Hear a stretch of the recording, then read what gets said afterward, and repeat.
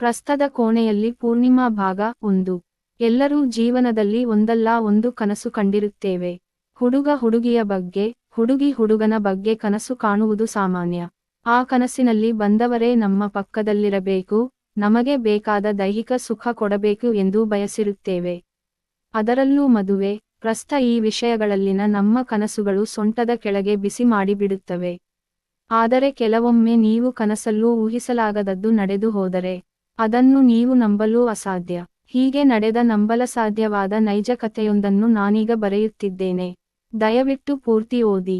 ನನ್ನ ಹೆಸರು ಪ್ರವೀಣ್. ಬೆಂಗಳೂರಿನ ಸಾಫ್ಟ್ವೇರ್ ಕಂಪನಿಯೊಂದರಲ್ಲಿ ಉದ್ಯೋಗಿ. ಇತ್ತೀಚೆಗಷ್ಟೇ 30 ವರ್ಷ ದಾಟಿ ಮದುವೆ ಎಂಬ ಹೊಂಡಕ್ಕೆ ಬಿದ್ದೆ. ಅಂದಹಾಗೆ ಈ ಕಥೆ ನನ್ನ ಮದುವೆಯದ್ದೇ. ಆದರೆ ಎಲ್ಲರ ಮದುವೆಯ ಕಥೆಗಿಂತ ತುಂಬಾ ಭಿನ್ನವಾಗಿದೆ. ಇದು ನನ್ನ ಅದೃಷ್ಟವೋ, ಹೆಂಡತಿಯ ಕಾಲ್ಗುಣವೋ, ದೇವರ ಆಟವೋ ಗೊತ್ತಿಲ್ಲ. ಅದನ್ನು ಪೂರ್ತಿ ಕಥೆ ಓದಿದ ಮೇಲೆ ನೀವೇ ನಿರ್ಧರಿಸಿ. ಈಗ ಸರಿಯಾಗಿ 2 ತಿಂಗಳ ಹಿಂದೆ ನಮ್ಮ ಮನೆಯಲ್ಲಿ ನನಗೆ ಹುಡುಗಿ ನೋಡಲು ಶುರು ಮಾಡಿದರು. ಸ್ವಲ್ಪ ಸಂಕೋಚ ಸ್ವಭಾವದ ನನಗೆ ತಾನೇ ಹುಡುಗಿ ಹುಡುಕಿಕೊಳ್ಳಬಲ್ಲೆ ಎಂಬ ನಂಬಿಕೆ ಇರಲಿಲ್ಲ. ಹೀಗಾಗಿ ಮನೆಯಲ್ಲಿ ತೋರಿಸಿದ ಹೆಣ್ಣು ಹೇಗೆ ಇದ್ದರೂ ಒಪ್ಪಬೇಕು ಎಂದುಕೊಂಡಿದ್ದೆ. ಅದರಂತೆ ನೋಡಿದ ಮೊದಲನೇ ಹೆಣ್ಣೆ ಚೆನ್ನಾಗಿ ಹೊಂದಿಕೆ ಆಗುತ್ತಾಳೆ ಎಂದೇ ಬಿಟ್ಟರು ಪುರೋಹಿತರು. ನಮ್ಮ ಮನೆಯವರಿಗೂ ಅವಳು ಒಪ್ಪಿಗೆಯಾಗಿದ್ದರಿಂದ ನಾನು ಹಣ್ಣು ಅಂದೆ. ಅವಳ ಹೆಸರು ನಳಿನಿ. ನನ್ನಷ್ಟೇ ಸಂಕೋಚ ಸ್ವಭಾವದ, ನನಗಿಂತಲೂ ಹೆಚ್ಚು ಮುಗ್ಧ ಹೆಣ್ಣು ಅವಳು. ಒಪ್ಪಿಗೆ ಆದ ದಿನವೇ ಎಂಗೇಜ್ಮೆಂಟ್ ಮುಗಿದಿದ್ದರಿಂದ ನಮ್ಮ ಫೋನ್ ಸಂಭಾಷಣೆಯೂ ಅಂದೇ ಆರಂಭವಾಯಿತು. ಮೊದಮೊದಲು ತೀರಾ ಸಂಕೋಚದಿಂದ ಕೇಳಿದ್ದಕ್ಕೆಲ್ಲ ಹನಾಮ್ ಹನ್ನೂಮ್ ಎನ್ನುತ್ತಿದ್ದವಳು ನಿಧಾನವಾಗಿ ಒಂದೊಂದೇ ಮಾತಾಡಲು ಶುರು ಮಾಡಿದಳು. ಎಷ್ಟೇ ಮಾತನಾಡಿದರೂ ಸೆಕ್ಸ್ ಬಗ್ಗೆ ಮಾತಾಡೋಕೆ ಇಬ್ಬರಿಗೂ ಸಂಕೋಚ. ಇನ್ನೇನು ಮದುವೆಗೆ 4 ದಿನ ಇರುವಾಗ ಗಂಡಸಾದ ನಾನೇ ಧೈರ್ಯ ಮಾಡಬೇಕು ಎಂದುಕೊಂಡು, ಸೆಕ್ಸ್ ಅಂದರೆ ಗೊತ್ತಾ ಎಂದು ಕೇಳಿದೆ. ಸ್ವಲ್ಪ ಹೊತ್ತು ಫೋನಲ್ಲೇ ನಾಚಿಕೊಂಡವಳು ಕೊನೆಗೂ ಹನ್ನೂಮ್ ಎಂದು ಉತ್ತರ ಕೊಟ್ಟಳು. ಯಾವಾಗಲಾದರೂ ಮಾಡಿದ್ಯಾ ಎಂದಾಗ ಗಾಬರಿಯಾಗಿ ಅಯ್ಯೋ ಇಲ್ಲಪ್ಪ ಎಂದು ಹೌಹಾರಿದಳು. ನನಗೂ ಇಷ್ಟಕ್ಕಿಂತ ಹೆಚ್ಚು ಮಾತನಾಡುವ ಧೈರ್ಯ ಬಾರದೇ ಇದ್ದುದರಿಂದ ಅಷ್ಟಕ್ಕೆ ಸುಮ್ಮನಾದೆ. ಅಂತೂ ಮದುವೆಯ ಎಲ್ಲಾ ಶಾಸ್ತ್ರಗಳು ಮುಗಿದು ನಮ್ಮ ಪ್ರಸ್ಥದ ಸಮಯ ಬಂದೇ ಬಿಟ್ಟಿತು. ಮನೆಯವರು ನನಗಿಂತಲೂ ಮೊದಲೇ ನಳಿನಿಯನ್ನು ತಯಾರು ಮಾಡಿ ಕೋಣೆಯೊಳಗೆ ಕೂರಿಸಿಬಿಟ್ಟಿದ್ದರು. ನನಗೆ ಪ್ರಸ್ಥದ ಬಗ್ಗೆ ಅನೇಕ ಕನಸುಗಳಿದ್ದರೂ ಮನೆಯಲ್ಲಿ ಆ ರೀತಿಯ ಯಾವ ವಿಶೇಷತೆಯೂ ಕಾಣಲಿಲ್ಲ. ಎಲ್ಲರೂ ಸಾಮಾನ್ಯ ದಿನದಲ್ಲಿದ್ದಂತೆಯೇ ಇದ್ದರು. ಮನೆಯೆಲ್ಲ ಖಾಲಿ ಖಾಲಿ. ಇಂತಹ ವಾತಾವರಣ ನೋಡಿ ಸ್ವಲ್ಪ ಬೇಸರವಾದರೂ ನನಗೋಸ್ಕರ ಕಾಯುತ್ತಿದ್ದ ನಳಿನಿಯನ್ನು ಹೆಚ್ಚು ಹೊತ್ತು ಕಾಯಿಸಲು ಇಷ್ಟವಿಲ್ಲದೆ ನಾನೇ ಕೋಣೆಯ ಒಳಗೆ ಹೋದೆ. ಹೇಳಿಕೊಳ್ಳುವಷ್ಟು ಅಲ್ಲದಿದ್ದರೂ ಸ್ವಲ್ಪಮಟ್ಟಿಗೆ ಕೋಣೆಯನ್ನು ಅಲಂಕರಿಸಿದ್ದರು. ಮಲಗುವ ಮಂಚ ಹೂವಿನಿಂದ ಸಿಂಗಾರಗೊಂಡಿತ್ತು. ಅದರ ಮೇಲೆ ಗಿಳಿ ಹಸಿರು ಬಣ್ಣದ ಸೀರೆಯುಟ್ಟು ತಲೆ ತಗ್ಗಿಸಿ ಕುಳಿತಿದ್ದಳು ನನ್ನ ಹೆಂಡತಿ ನಳಿನಿ. ನಳಿನಿಗೆ 26 ವರ್ಷ. ಮೊದಲ ನೋಟದಲ್ಲೇ ನನ್ನ ಮನಸೆಳೆದವಳು ಅವಳು. ಮನೆಯಲ್ಲಿ ಮುದ್ದಾಗಿ ಬೆಳೆಸಿದ್ದರಿಂದ ತಿಂದುಂಡು ಬೆಳೆದಿದ್ದಳು. ಗುಂಡಗಿನ ಮುಖ, ಮೀನಿನ ಕಣ್ಣು, ಗುಳಿಕೆನ್ನೆ, ತೊಂಡೆ ಹಣ್ಣಿನಂಥ ತುಟಿ, ಉದ್ದ ಜಡೆ, ನೀಳ ಕತ್ತು ಇವು ಅವಳ ಮುಖ ಸೌಂದರ್ಯ. ಇನ್ನು ಅವಳ ದಪ್ಪ ಮೊಲೆಗಳು, ಮರ್ದಿಸಬಹುದಾದ ಸೊಂಟ, ಉಬ್ಬಿದ ಅಂಡು ಎಲ್ಲವೂ ನನಗೆ ಸಿಕ್ಕ ರಸದೌತಣ. ಅವಳ ಫಿಗರ್ ಸಹ 36, 32, 36ಕ್ಕೆ ಕಡಿಮೆಯಿಲ್ಲ. ಒಟ್ಟಿನಲ್ಲಿ ಅವಳೊಂದು ಆಟಂಬಾಂಬ್. ಎಂಗೇಜ್ಮೆಂಟ್ ದಿನ ಅವಳ ಸೌಂದರ್ಯ ಕಣ್ತುಂಬಿಕೊಂಡು ಮನೆಗೆ ಬಂದಾಗ ತುಣ್ಣೆಯನ್ನು ಸಮಾಧಾನ ಮಾಡುವುದೇ ಕಷ್ಟವಾಗಿ ಹೋಗಿತ್ತು. ಆ ರಾತ್ರಿ ನಿದ್ರೆ ಹತ್ತುವ ಮೊದಲು ಸುಮಾರು 6 ಬಾರಿ ಅವಳನ್ನು ನೆನೆದು ರಸ ಕಾರಿಕೊಂಡಿದ್ದೆ. ಇಂದು ಅವಳೇ ಮುಂದೆ ಕುಳಿತಾಗ, ಜೊತೆಯಲ್ಲಿ ತಾಳಿ ಎಂಬ ಲೈಸೆನ್ಸ್ ಇರುವಾಗ ಸುಮ್ಮನಿರುವ ಚಾನೇ ಇಲ್ಲ. ಪಟಪಟನೆ ನಡೆದು ಅವಳ ಪಕ್ಕದಲ್ಲಿ ಹೋಗಿ ಕುಳಿತುಬಿಟ್ಟೆ. ನಾನು ಮುಂದೆ ಬಂದು ಕುಳಿತರೂ ಅವಳು ತಲೆ ಎತ್ತಲಿಲ್ಲ. ಅವಳ ಕಾಲ್ಬೆರಳುಗಳು ಮಂಚವನ್ನು ಕೆರೆಯುತ್ತಿದ್ದವು. ಕಾಲ್ಬೆರಳುಗಳಿನ ತುದಿಯಲ್ಲಿ ಬೆವರ ಹನಿ, ನಾ ತೊಡಿಸಿದ ಬೆಳ್ಳಿ ಕಾಲುಂಗುರದ ಜೊತೆ ಸೇರಿ ಹೊಳೆಯುತ್ತಿತ್ತು. ಆ ಮದರಂಗಿ ಹಚ್ಚಿದ ಕೈ ಕಾಲುಗಳನ್ನು ಮುದ್ದಾಡಿ ಬಾಯಿಯೊಳಗೆ ಹಾಕಿಬಿಡಬೇಕು ಎನ್ನಿಸಿದರೂ ನಿಧಾನವಾಗಿ ಅವಳ ಗಲ್ಲ ಹಿಡಿದು ಮೇಲೆತ್ತಿ, ಖುಷಿ ಆಗ್ತಾ ಇದೆಯಾ ಎಂದೆ. ಹನ್ಯಾಮ್ ಎಂದು ಮತ್ತೆ ತಲೆ ತಗ್ಗಿಸಿದಳು. ಭಯನಾ ಎಂದೆ. ಅದಕ್ಕೂ ಹನ್ಯಾಮ್ ಸ್ವಲ್ಪ ಎಂದಳು. ನಾನಿರೋವಾಗ ನಿಂಗೆ ಎಂತ ಭಯ ಅಂತ ಮುಂದೆ ಬಾಗಿ ಅವಳ ಹಣೆಗೆ ಮುತ್ತಿಟ್ಟೆ. ಅವಳು ಇನ್ನಷ್ಟು ನಾಚಿ ನೀರಾಗಿ ಹೋದಳು. ತಗೋ ರೀ, ಹಾಲು ಕುಡೀರಿ ಅಂತ ಅಲ್ಲೇ ಪಕ್ಕದಲ್ಲಿದ್ದ ಹಾಲಿನ ಗ್ಲಾಸ್ ಎತ್ತಿ ಕೈಗಿಟ್ಟಳು. ನಾನು ಸ್ವಲ್ಪ ಕುಡಿದು, ನೀನೂ ಕುಡಿ ಎಂದು ಅವಳಿಗೆ ಕುಡಿಸಿದೆ. ಆ ದಪ್ಪ ನೊರಹಾಲು ಅವಳ ಮೇಲ್ತುಟಿಗಳಿಗೆ ಅಂಟಿ ಬಿಳಿಯ ಮೀಸೆಯಂತಾಗಿತ್ತು. ನನಗೆ ಅದೇ ಸರಿಯಾದ ಸಮಯ ಎನ್ನಿಸಿ ಅವಳ ತುಟಿಗೆ ಬಾಯಿ ಹಾಕಿದೆ. ಅಹಂ ಎಂದ ಅವಳು ತುಟಿ ಸಡಿಲಿಸಿ ನನ್ನ ತುಟಿಗೆ ತುಟಿ ಸೇರಿಸಿದಳು. ಇಬ್ಬರೂ ಮೊದಲ ಬಾರಿಗೆ ಇನ್ನೊಬ್ಬರ ತುಟಿಯ ಬಿಸಿ ಅನುಭವಿಸುತ್ತಿದ್ದೆವು.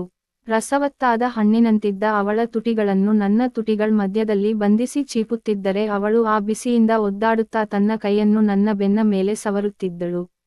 ಹೊನ್ನೀಗೆ ಅಷ್ಟು ಚೀಪಿದರೂ ಇಬ್ಬರಿಗೂ ಬಿಡುವ ಮನಸ್ಸಿಲ್ಲ. ಲೋಚ್ ಎಂದು ಅವಳ ತುಟಿಗಳನ್ನೇ ಮೈ ಎಂದುಕೊಂಡು ನಾನು ಮುತ್ತಿಡುತ್ತಿದ್ದರೆ, ನನ್ನ ತುಟಿಗಳನ್ನೇ ತುಣ್ಣೆ ಎನ್ನುವಂತೆ ಚೀಪುತ್ತಿದ್ದಳು ನಳಿನಿ. ಹೀಗೆ ತುಂಬಾ ಹೊತ್ತು ಚೀಪುವಷ್ಟರಲ್ಲಿ ನಮ್ಮ ಬೆವರ ಹನಿಗಳು ಹರಿದು ಬಂದು ಬಾಯಿಗೆ ಸೇರುತ್ತಿದ್ದವು. ಕೋಣೆಯ ಬಿಸಿ ವಿಪರೀತವಾದಾಗ ಇಬ್ಬರೂ ಬಿಡಿಸಿಕೊಂಡು ಒಬ್ಬರ ಮುಖ ಒಬ್ಬರು ನೋಡಿಕೊಂಡೆವು. ಅಬ್ಬಾ ಅದೆಂಥ ನೋಟ, ಮರೆಯಲು ಅಸಾಧ್ಯ.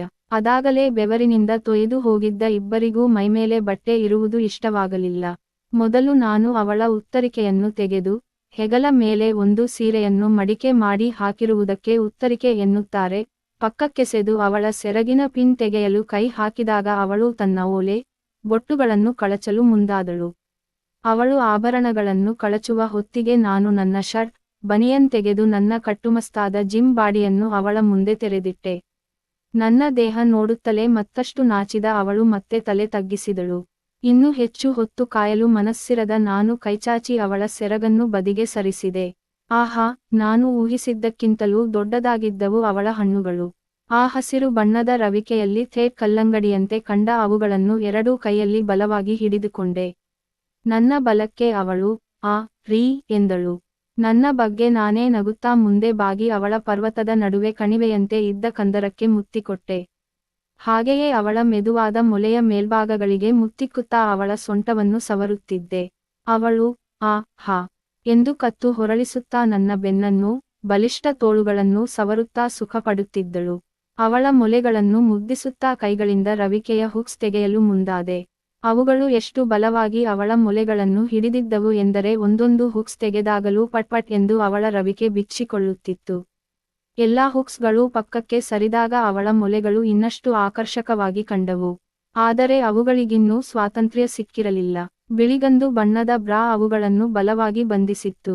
ಕಲ್ಲಂಗಡಿ ಹಣ್ಣಿನಿಂದ ಪಪ್ಪಾಯಿ ಹೆಣ್ಣಿಗೆ ರೂಪಾಂತರಗೊಂಡ ಅವಳ ಮೊಲೆಗಳನ್ನು ಮತ್ತಷ್ಟು ಮರ್ದಿಸುವ ಮನಸ್ಸಾಯಿತು. ಬ್ರಾದ ಮೇಲೆಯೇ ಬಾಯಿ ಹಾಕಿದೆ, ಸಾಧ್ಯವಾದಷ್ಟು ಒಳಗೆ ತುಂಬಿಕೊಂಡು ಬಲವಾಗಿ ಒತ್ತತೊಡಗಿದೆ. ಅವಳಂತೂ ಮಿತಿ ಮೀರಿ ಹೊರಳುತ್ತಿದ್ದಳು. ರೀ ನಿಧಾನ ಎಂದು ನಾನು ಕಚ್ಚಿದಾಗ ಎಚ್ಚರಿಸುತ್ತಿದ್ದಳು. ಅವಳ ಬ್ರಾ ನನ್ನ ಜೊಲ್ಲು ರಸದಿಂದ ಒದ್ದೆಯಾದರೆ, ಬ್ರಾದ ಸ್ಟ್ರಿಪ್ಗಳು ಅವಳ ಬೆವರಿನಿಂದ ನೆಂದು ಹೋದವು. ಅವಳ ಬೆವರಿನ ಘಮ ನನಗೆ ಮತ್ತಷ್ಟು ಮತ್ತೇರಿಸುತ್ತಿತ್ತು. ಘಮದ ಜಾಡು ಹಿಡಿದು ಅವಳ ಎದೆಯ ಮೇಲೆಲ್ಲ ಚುಂಬಿಸುತ್ತಾ ಹೋದ ನಾನು ಅವಳ ಒಂದು ಕೈ ಮೇಲೆತ್ತಿ ಕಂಕುಳಿನಲ್ಲಿ ಬಾಯಿ ಹಾಕಿದೆ. ಕ್ಲೀನ್ ಶೇವ್ ಮಾಡಿದ್ದ ಅವಳ ಕಂಕುಳಿನ ರುಚಿ ನಿಜಕ್ಕೂ ಅದ್ಭುತವಾಗಿತ್ತು. ಎರಡೂ ಕಂಕಳನ್ನೂ ಒಂದರ ಮೇಲೊಂದರಂತೆ ಚೀಪಿ ಚಪ್ಪರಿಸಿ ಬಿಟ್ಟೆ. ಅದಾಗಲೇ ಕಾಮದ ಪರಮಸುಖದಲ್ಲಿ ತನ್ನನ್ನು ಕಳೆದುಕೊಂಡ ಅವಳು ಉಫ್ ಉಫ್ ಎಂದು ಉಸಿರು ಬಿಡುತ್ತಿದ್ದಳು. ಅವಳ ಒಂದು ಕೈ ನನ್ನ ಪಂಚೆಯ ಒಳಹೊಕ್ಕು ಕಾಚದ ಮೇಲೆಯೇ ತುಣ್ಣೆಯನ್ನು ಸವರುತ್ತಿತ್ತು. ಅದಾಗಲೇ ನನಗೆ ಅವಳ ಆಸೆ ಅರ್ಥವಾಗಿತ್ತು. ಮುಂದಿನ ಹಂತಕ್ಕೆ ಹೋಗಲು ಮೇಲೆದ್ದು ಅಣಿಯಾದೆ. ಮೊದಲು ನನ್ನ ಪಂಚೆಯನ್ನು ಕಿತ್ತೆಸೆದು ಚೆಡ್ಡಿ ಉಬ್ಬಿಸಿದ ಲಿಂಗವನ್ನು ಹೆಮ್ಮೆಯಿಂದ ಅವಳಿಗೆ ತೋರಿಸುತ್ತಾ ಅವಳ ಮೈ ಕೈ ಸವರಿದೆ. ಏಕೋ ಅವಳ ತುಂಬಿದ ಮೊಲೆಗಳು ನನ್ನ ಮನಸ್ಸನ್ನು ತನ್ನತ್ತ ಸೆಳೆಯುವುದನ್ನು ನಿಲ್ಲಿಸಲೇ ಇಲ್ಲ. ಅವಳನ್ನು ಬಾಚಿ ತಬ್ಬಿ ಬೆನ್ನು ಸವರುತ್ತಾ ಬ್ರಾದ ಹುಕ್ ತೆಗೆದು ಅವಳತ್ತ ನೋಡಿದೆ. ನನ್ನ ನೋಟಕ್ಕೆ ನಾಚಿ ನೀರಾದ ಅವಳು ಮತ್ತೊಂದು ಮುಗುಳ್ನಗು ಬೀರಿದಳು. ಅಷ್ಟರಲ್ಲಾಗಲೇ ಅವಳ ಮೊಲೆಗಳು ಬ್ರಾವನ್ನು ತಳ್ಳಿ ಹೊರಗೆ ಬಂದಿದ್ದವು. ಆಹಾ, ಅದೇನು ಆಕರ್ಷಕ! ಹಿಂದೆಂದೂ ನೇರವಾಗಿ ಒಂದು ಹೆಣ್ಣಿನ ಮೊಲೆಯನ್ನು ಬೆತ್ತಲಾಗಿ ನೋಡಿರದೇ ಇದ್ದವನಿಗೆ ಒಂದು ಕ್ಷಣ ಏನು ಮಾಡಬೇಕೆಂದು ತಿಳಿಯಲಿಲ್ಲ. ಒಂದೊಂದು ಮೊಲೆಯೂ ಒಂದೊಂದು ಕೆಜಿ ತೂಗುವಂತಿತ್ತು. ಅದರ ಮೇಲೆ ಕಡು ಕಂದು ಬಣ್ಣದ ತೊಟ್ಟುಗಳು, ಕಾಸಗಲದ ತೊಟ್ಟಿನ ಪರಿಧಿ ಎಲ್ಲವೂ ನನ್ನ ಮನಸ್ಸನ್ನು ಹುಚ್ಚಾಗಿಸಿ ಬಿಟ್ಟಿತು. ಎರಡೂ ಕೈಗಳಲ್ಲಿ ಒಂದೊಂದು ಮೊಲೆ ಹಿಡಿದು ಕುಲುಕಿದೆ. ಏಕೋ ಇದಕ್ಕವಳು ಕಿಸಕ್ಕನೆ ನಕ್ಕಳು. ಅವಳ ನಗು ನನ್ನನ್ನು ಮತ್ತಷ್ಟು ಕೆರಳಿಸಿತು. ಅವಳನ್ನು ಹಾಸಿಗೆಯ ಮೇಲೆ ತಳ್ಳಿ ಒಂದು ಮೊಲೆಯನ್ನು ಹಿಟ್ಟು ನಾದುವಂತೆ ನಾದುತ್ತಾ ಇನ್ನೊಂದಕ್ಕೆ ಬಾಯಿ ಹಾಕಿದೆ. ಉಪ್ಪುಪ್ಪಾದ ಬೆವರ ಹನಿ ಮೆತ್ತಿದ ಅವಳ ತೊಟ್ಟುಗಳನ್ನು ಮಗುವಿನಂತೆ ಚೀಪಲು ಶುರು ಮಾಡಿದೆ. ಬಾಯಿಂದ ಹೊರತೆಗೆದು ನಾಲಿಗೆಯನ್ನು ತೊಟ್ಟಿನ ಸುತ್ತಲೂ ತಗುಲಿಸಿ ಆಟವಾಡಿದೆ. ಮತ್ತೆ ಬಾಯೊಳಗಿಟ್ಟು ಹಿಸುಕಿದೆ. ಒಂದಾದ ಮೇಲೆ ಮತ್ತೊಂದು ಅದಲು ಬದಲಾಗಿಸಿ ಎರಡೂ ತೊಟ್ಟುಗಳನ್ನು ಚಪ್ಪರಿಸಿಬಿಟ್ಟೆ. ಮಧ್ಯೆ ಮಧ್ಯೆ ಬೇಕಂತಲೇ ಮೆದುವಾಗಿ ಕಚ್ಚಿ ಅವಳು ರೀ ಎನ್ನುವುದನ್ನು ಕೇಳುತ್ತಿದ್ದೆ. ಅವಳೋ ತನ್ನ ಮೊಲೆಗಳನ್ನು ಮೇಲೆತ್ತಿ ಕೊಡುತ್ತಾ, ನನ್ನ ಮುಖ ತನ್ನತ್ತ ಒತ್ತಿಕೊಳ್ಳುತ್ತಾ, ನನ್ನ ಬೆನ್ನು ಸವರುತ್ತಾ, ಹಾ ಎಂದು ಮುಲುಗುತ್ತಾ ಸುಖಪಡುತ್ತಿದ್ದಳು. ಇಷ್ಟೆಲ್ಲ ನಡೆಯುವಾಗ ಕಾಚದ ಒಳಗೆ ಬಂದಿಯಾದ ತುಣ್ಣೆಯ ಸ್ಥಿತಿ ಏನಾಗಿರಬೇಡ. ಅದಂತೂ ಸ್ವಾತಂತ್ರ್ಯಕ್ಕಾಗಿ ಹೋರಾಟ ನಡೆಸುತ್ತಿತ್ತು. ಅದಕ್ಕೆ ಸ್ವಾತಂತ್ರ್ಯ ಕೊಡಿಸಲು ಮೇಲೆದ್ದವನಿಗೆ ಮೊದಲು ನಳಿನಿಯನ್ನು ಬೆತ್ತಲಾಗಿಸಬೇಕೆಂಬ ಆಸೆ. ಅವಳ ಸೊಂಟಕ್ಕೆ ಕೈಹಾಕಿ ಸೀರೆಯನ್ನು ಕಿತ್ತೆಳೆದಾಗ ಪಕ್ಕಕ್ಕೆ ಸರಿದು ಲಂಗದ ಲಾಡಿಯನ್ನು ಕೈಗೆಟುಕಿಸಿದಳು. ಒಂದೇ ರಭಸದಲ್ಲಿ ಲಂಗವನ್ನು ಎಳೆದು ಎಸೆದಾಗ ನಿಜವಾಗಿಯೂ ಎರಡನೇ ಸ್ವರ್ಗದ ಪ್ರವೇಶ. ಇಬ್ಬರ ಮೈಮನ ಸಮ್ಮಿಲನದಲ್ಲಿ ಅವಳ ಕಾಮರಸ ಉಕ್ಕಿ ಹೊರಬಂದಿತ್ತು. ಅವಳು ಹಾಕಿದ್ದ ಹಳದಿ ಬಣ್ಣದ ಪ್ಯಾಂಟಿ ತೇವದಿಂದ ಕಡುಹಳದಿ ಬಣ್ಣಕ್ಕೆ ತಿರುಗಿತ್ತು. ಅದನ್ನು ನೋಡುವಾಗ ನನ್ನ ಕೈಗಳಂತೂ ತಾವಾಗಿಯೇ ಮುಂದೆ ಹೋಗಿ ಸ್ಪರ್ಶಕ್ಕೆ ಹಾತೊರೆದವು. ಕಾಚದ ಮೇಲೆ ನನ್ನ ಬೆರಳು ತಾಕಿದಾಗ ರೇಷ್ಮೆಯ ನೂಲನ್ನು ಮುಟ್ಟಿದ ಅನುಭವ. ನನ್ನ ಸ್ಪರ್ಶಕ್ಕೆ ಅವಳೂ ಒಮ್ಮೆ ಕಂಪಿಸಿದಳು.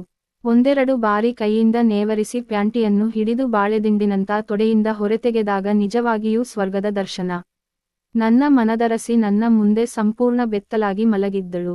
ಕ್ಲೀನ್ ಶೇವ್ ಮಾಡಿದ ಅವಳ ಕೆಂಪು ತುಟಿಗಳ ತುಲ್ಲು ಹನಿಹನಿಯಾಗಿ ನೀರು ಒಸರುತ್ತಿತ್ತು.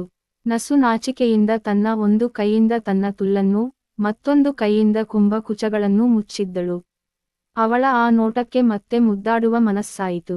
ಆದರೆ ಸಮಯ ಅದಾಗಲೇ 11 ಗಂಟೆಯ ಸನಿಹ ಬಂದು ನಿಂತಿತ್ತು.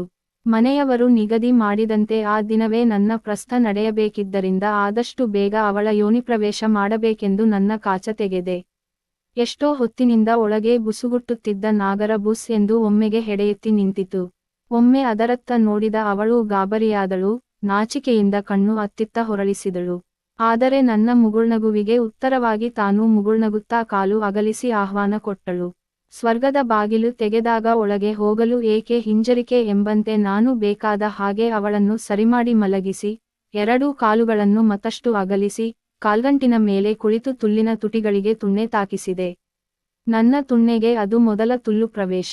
ಇಷ್ಟು ದಿನ ಕೇವಲ ಕೈಯೊಂದಿಗೆ ಕುಸ್ತಿ ಆಡಿದ್ದ ಅದು ಇಂದು ಅದರ ನಿಜವಾದ ಜಾಗಕ್ಕೆ ಸೇರುವುದರಲ್ಲಿತ್ತು. ಅವಳ ತುಲ್ಲಿಗೂ ನನ್ನದು ಮೊದಲ ತುಣ್ಣೆ. ತುಣ್ಣೆಯ ಕೆಂಪಾದ ತುದಿಯನ್ನು ನಳಿನಿಯ ಕೆಂಪಾದ ತುಲ್ಲಿನ ಒಳಪಕಳೆಗಳಿಗೆ ಉಜ್ಜಿ ನಿಧಾನವಾಗಿ ನೂಕಿದೆ. ಅವಳು ಆ ನೋ ಆ ಎಂದು ಬಾಯಿ ಒತ್ತಿ ಹಿಡಿದುಕೊಂಡು ಕೊಸರಾಡಿದಳು. ನಾನು ಹಿಂದೆ ಸರಿದು ಮತ್ತೆ ಪುನಃ ತುಲ್ಲಿನ ತುದಿಗೆ ಉಜ್ಜಿ ಒಳಗೆ ತೂರಿದೆ. ಅವಳು ಮತ್ತದೇ ರೀತಿಯಲ್ಲಿ ಆ ಐ ಯೋ ಎಂದಳು. ಹೀಗೆ ಕೆಲಹೊತ್ತು ಹಿಂದೆ ಮುಂದೆ ಸಾಗುವುದು ನಡೆಯುತ್ತಲೇ ಇತ್ತು. ಅಷ್ಟರಲ್ಲಿ ಟಪ್ ಟಪ್ ಟಪ್ ಎಂದು ಯಾರೋ ಬಾಗಿಲು ಬಡಿದ ಸದ್ದಾಯಿತು. ಅಯ್ಯೋ, ಇಷ್ಟು ಹೊತ್ತಲ್ಲಿ ಯಾರಿರಬಹುದು, ಅದೂ ಇಂಥ ಟೈನಲ್ಲಿ ಡಿಸ್ಟರ್ಬ್ ಮಾಡುವವರು. ಇಬ್ಬರಿಗೂ ಕುತೂಹಲ. ಸ್ವಲ್ಪ ಹೊತ್ತು ಸುಮ್ಮನೆ ಕಾದು ಕುಳಿತರೂ ಹೊರಗಿನಿಂದ ಬಾಗಿಲು ಬಡಿಯುವುದು ನಿಲ್ಲಲೇ ಇಲ್ಲ.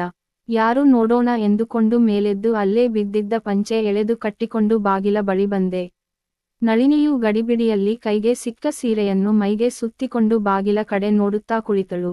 ಇಬ್ಬರಿಗೂ ವಿಪರೀತ ಬೇಸರವಾದದ್ದಂತೂ ಸತ್ಯ. ಹೀಗೆ ಬಂದು ಬಾಗಿಲು ತೆರೆದವನಿಗೆ ಆಶ್ಚರ್ಯ.